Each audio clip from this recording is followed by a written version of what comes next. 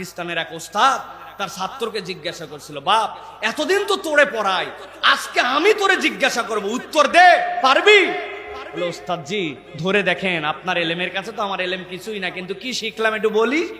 বলছে, কঠিন প্রশ্ন না, বলতো বাপ, দুনিয়াতে নামাজ পড়ে না কারা কারা? ওই ছেলে অনেক বুদ্ধি খাটায় বলছে, ওস্তাদ জি 1 নম্বরে নামাজ পড়ে না দুনিয়াতে যারা অমুসলমান।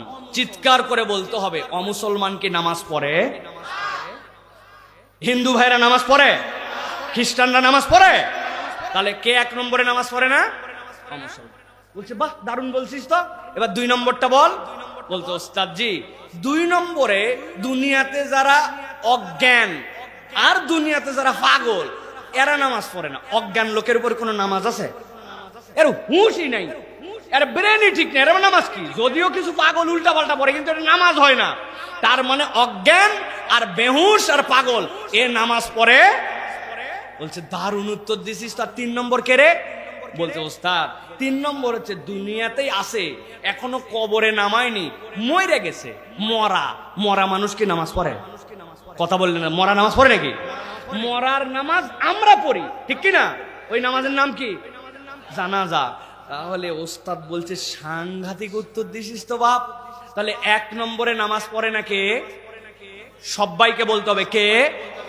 অমুসলিম। 2 নম্বরে অজ্ঞান, 2 নম্বরে, 3 নম্বরে মরা। বলেন 3 নম্বরে। এখন তাহলে আমরা এখানে যারা আছি, আমার দোষ টোষ দিতে পারবেন না ভাই, আপনাকে এই 3 শ্রেণীর মধ্যে থাকতে হবে। কেউ একজন নামাজ পড়ে নাই, এই তুই অমুসলমান, বলছে 1 থাপ্পড় দেবো। অমুসলমান মানে আমার নাম মুহাম্মদ আব্দুল্লাহ। ওরে বাবা, তাহলে ঠিক আছে, ঠিক আছে, তাহলে তুই অমুসলমান না মুসলমান, তাহলে নিশ্চয়ই তুই অজ্ঞান। বলতে, তোর কি হুঁশ তোর আছে না নাই? ব্যাক কল, তোর সাথে আমি মুখে মুখে কথা বলতেছি, আমার অজ্ঞান বলিস কেন? বল তুই পাগলা। বলছে, কিল দিছি দিছি কিন্তু। আর এক কথা বাড়ালে, কিসের পাগলা? ও তাহলে তুই পাগলও না, তাহলে তুই মরা। জিন্দা মানুষ আমি দাঁড়ায় আছি, তুই মরা বলিস, তাহলে তুই যে নামাজ পড়লি না। এই 3 শ্রেণীর বাহিরে হলে তো তোমার নামাজ আছে, আর 3 শ্রেণীর মধ্যে নামাজ নাই। কথা কি বুঝা গেছে? তাহলে আমরা কি এই 3 শ্রেণীর ভিতরে আছি না বাইরে আছি? কারা কারা ভিতরে আছে হাত উঠাই। কারা মরা, অমুসলমান, অজ্ঞান, কারা কারা দেখি এই জায়গায়? ও সবাই আছে, তাহলে সবাই নামাজ পড়েন তো ইনশাআল্লাহ। আজকের থেকে এই ওয়াজটা করে গেলাম, ঘরে ঘরে এই ওয়াজটা পৌঁছাবে। বন্ধুর সাথে বন্ধুর দেখা হলে বলবে, সাইফুল্লাহ ভাই আইছিল, একটা গল্প করছে, দোস্ত আয় শোন।